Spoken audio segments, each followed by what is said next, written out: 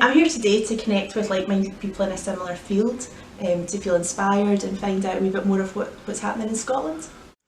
I came down today because I'm one of the workshop leaders, and also because I like the chance to come out and network and find out what's happening with other community development practitioners across Scotland. I want to renew connections with my Scottish community. I'm actually here from Canada, particularly interested in the East Ayrshire workshop. Just curious if I'll find out anything about planning and community development in that area. You don't often get an opportunity to, I suppose, meet with other community development practitioners across the country. So it's a bit about learning from each other, seeing what other places are doing. Here from Glasgow Caledonian University. I'm the Community and Public Engagement Coordinator there, and so I thought the conference would be a good opportunity to learn more about the organisations who are speaking here today, but also hopefully to network.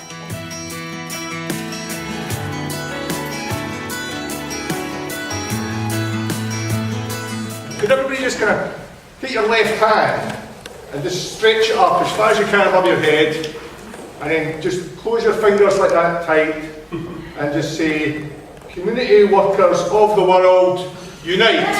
You have nothing to lose in your change. Hey.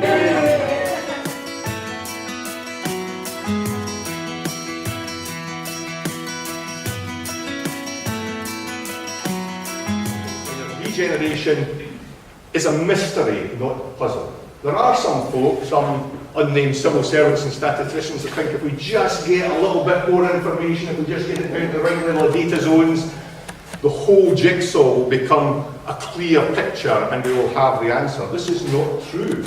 It's a mystery.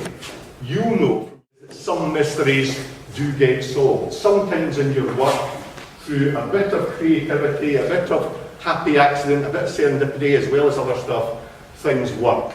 I believe in community-led regeneration, but to ask the most disadvantaged communities to pull themselves up to do their own community-led regeneration in the middle of the worst recession any of us ever lived through, that's a big ask. If we're not given enough resources, enough clarity in that task, we will not just damage ourselves as workers, we will damage the communities and the community organisations we're trying to help, because the task will fail, because we don't have the clarity and resources to deliver it. And nobody will then retrospectively say, oh, well, they didn't quite have enough resources. We'll say that didn't work. So that's the risk. Please take heart that the work that you're involved in has got a higher standing, a higher level of expectation than it's ever had before.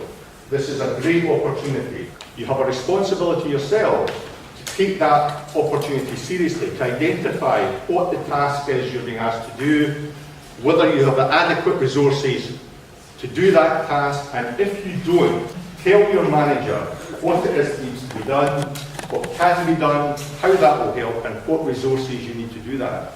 And if those resources aren't available, then you need to have a robust discussion about what is deliverable in this challenging and bewildering world.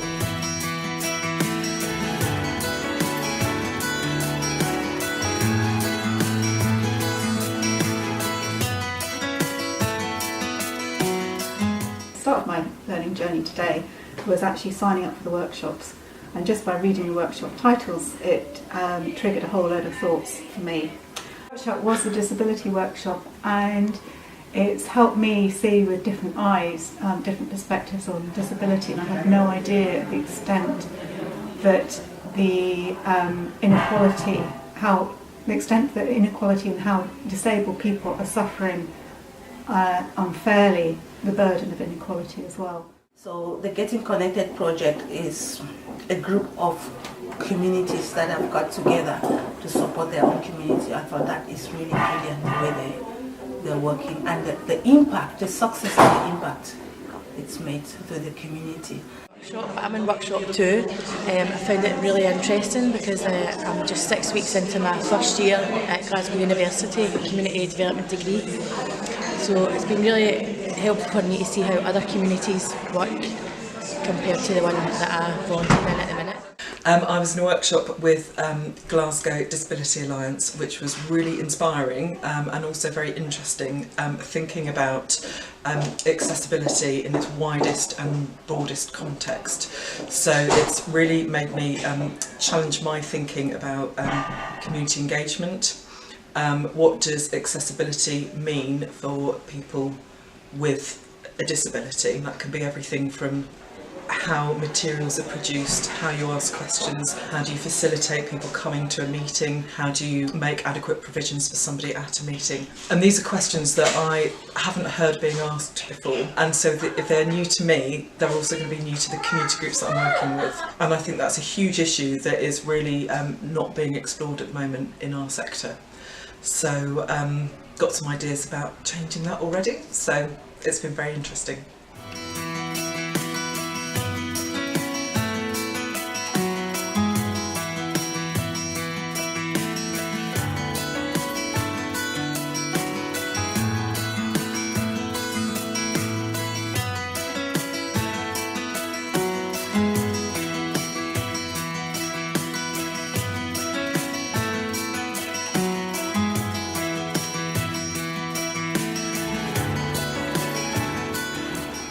Today it's been a great opportunity to network, as always. I was in the PV workshop, so it was really good to hear what's happening across Scotland and the really positive experiences, and it's kind of re-energised me in some of my thought processes on that.